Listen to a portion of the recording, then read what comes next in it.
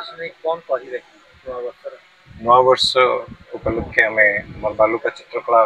माध्यम महाप्रभु जगन्नाथ पद्म वेश आम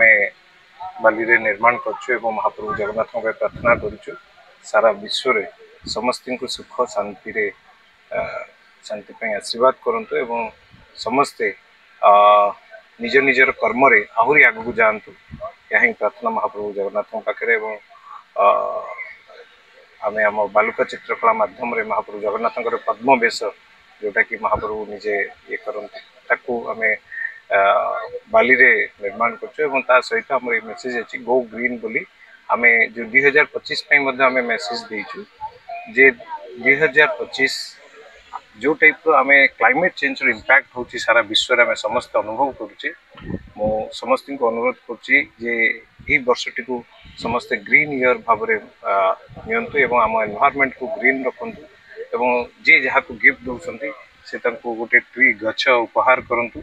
एवं से गछटी को से केमती पालन करेंगे जी आमर ग्रीन एनवायरनमेंट आम डेवलप करवा आमर क्लाइमेट चेंज इम्पैक्ट आम निश्चित भाव रखा पाई से आम 2025 स्वागत आम कला माध्यम गो ग्रीन मेसेज देचु।